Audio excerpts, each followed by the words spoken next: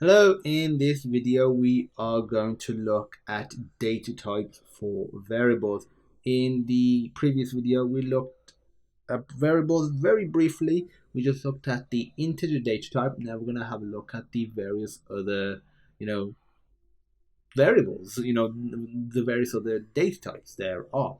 So I'll simplify this a bit and I'll just have the one integer. I'll assign a value of 9. That's pretty cool. And I'll do system.out.println and I'll do age. Okay. So there's integer, and a integer can't, hold, I don't know, almost like an infinitely high number. It has, restrictions due to memory. It's basically a 32-bit variable, so it uses 32 bits in memory, and what that ultimately means is it has, so let me use a multi-line comment, it has a min value of minus 2 billion 147 483 648. And if you want that in terms of like power of 2, it's minus 2 to the power of 31. You may be interested in that as well. So that's the smallest value that it can hold, which is, a very small value. And then the largest value is 2,147,483,647, and this is 2 to the power of 31 minus 1 because it is 32 bits in size. Okay, so that's a integer variable, and those are the valid ranges. Most of the time, if you're storing just whole numbers, this is what you'll be using, is an integer variable. But there are other types of variables as well for numbers, and let's cover some of the other ones. So if, let's say, you know that the value you're storing in there is a small value, a really small value, you can use something called a byte. So I'm actually gonna say byte data type. I'll put here integer data type,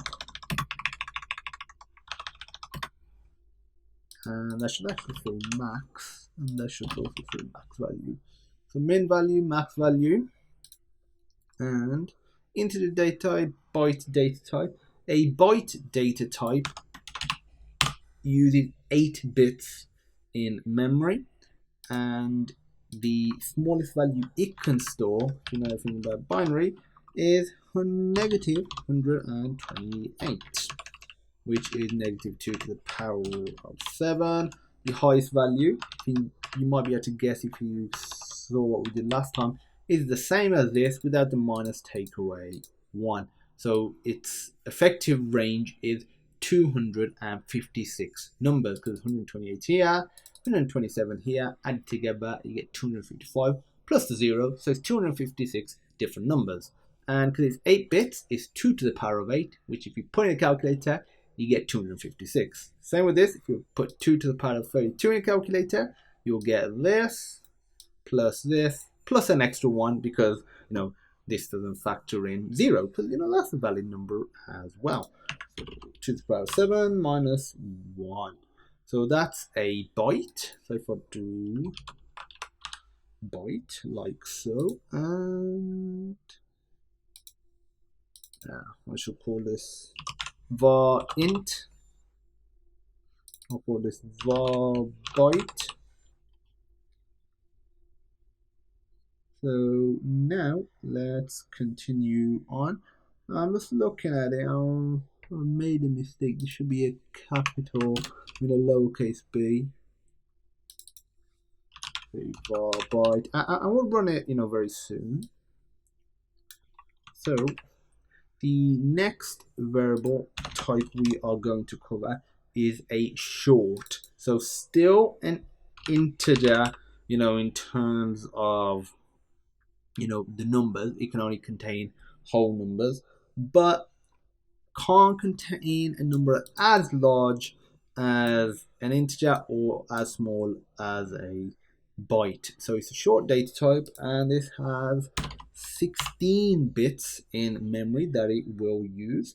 So it's -2 to the power of 15, 2 to the power of 15, and the valid values are 32,768. I should say -32,000. And this is 767. Okay, so that's pretty cool. And this should be short, like so. And I'll call this short. Okay, now we're still going to deal with whole numbers, but you can have a number or data type that can store values larger than 2,147 blah blah blah, and that is called a long data type. Don't worry, learning this will just generally be a one-time process because pretty much the same structure in most languages. Okay, so this is called long, and you might be able to guess the actual range. 64 bits in size, and the value, this is a large one, and I've got this on another screen. I am not remembering this, so I'll try and say what the number is after I've typed in all of the digits. So 036 854. So if you need to store some really large numbers, the long is your best friend. So 63.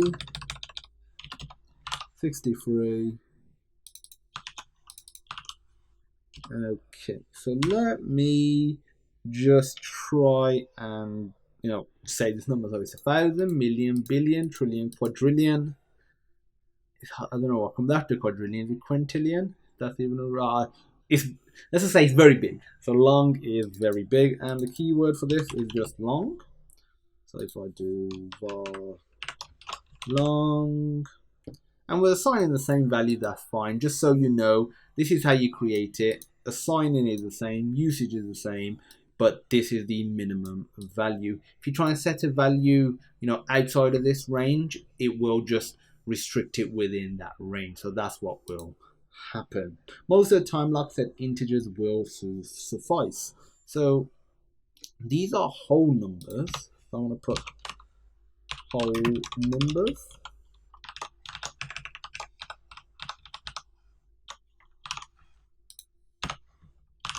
Now we are going to get on to decimal numbers, which have honestly a pretty similar structure. So if I copy this, and this is decimal numbers, the first data type for decimal numbers is float data type. This is 32 bits in size. It uses a floating point, which basically means it can support decimals. Okay, and the 32 bits in size, that is fine. And okay, so the min and max values don't really matter too much for this. It can be a bit unpredictable, so we just put float var float, so you can do something like 9.0 for example.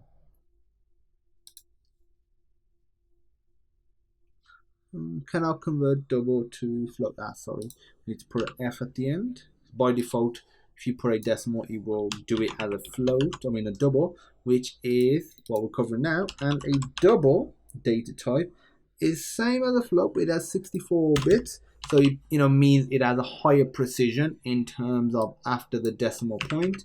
And you can either put a D there to indicate that it's a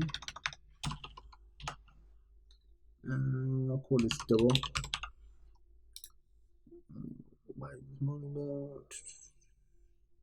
Oh, there should be double. You can either put a D there or just put nothing at all.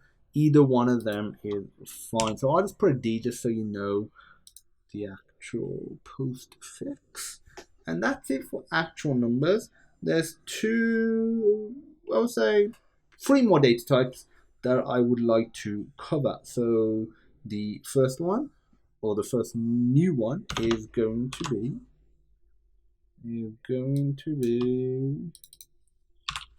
Boolean data type. And in terms of memory, this is just 1 bit in size, because a Boolean, if you do not know, is either 0 or 1, off or on, false or true. That's it.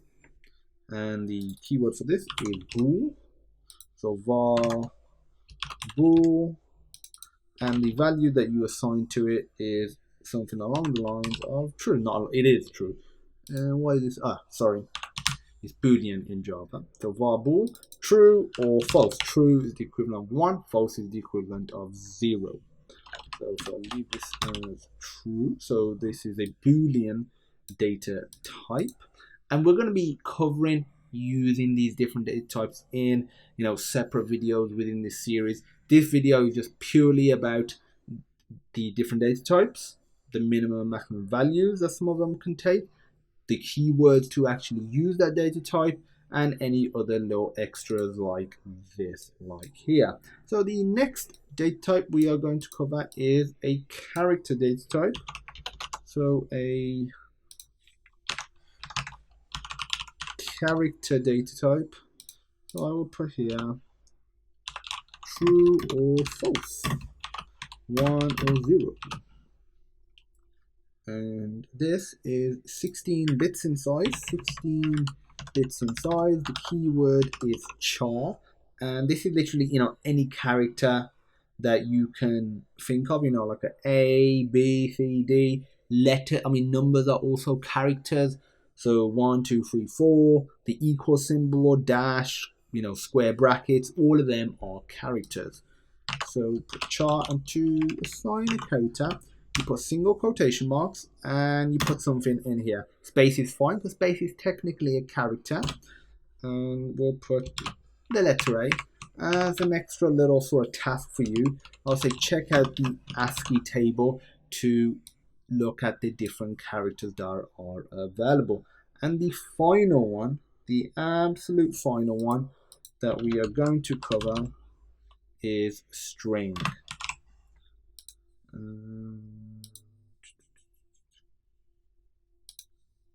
If I were to run this, will it still run okay? Yeah, run fine. Okay, let's just copy this like so. So strings, I think you can guess, simply put, just allows you to store multiple characters. And so if I call this var string, the data type is string. So I'm going to put string data type. And in terms of its size, we will actually cover that in a separate video, because we're going to have separate videos for characters, numbers, and strings to go more in depth into them. So if I do var string equals double quotation marks this time, let's say if I say hello world and string data type, and now what I'm going to do, duplicate this. So what do we have? We have byte short int long, byte short int long, float double boolean, float double boolean, double, put it as bool, double bool, char, and string. So if we get rid of all of these, run it, see what we get. So there we go. So we get 3 9 or 4 9 for the first ones, or I can just look here, which are whole numbers. Then we get 2 decimals. for the float and double. Double just has higher precision, and long just can store large values. Experiment with this by assigning larger values. Bool prints out true because that's what we assigned to it, and char prints out the letter A, and then var string prints out hello world. So yeah, that is it for data types. I know we've gone through quite a lot in this video, so feel free to go over the video again, absorb it in your head. If you have any questions, which I'm sure you will, feel free to reach out and I will help you. The source code from this video and every other part in this series will be on GitHub, and a link to GitHub will be attached with this video. And as usual, thank you for watching, and I look forward to seeing you in the next video where we'll be using some of this stuff and over the course of this series. Goodbye.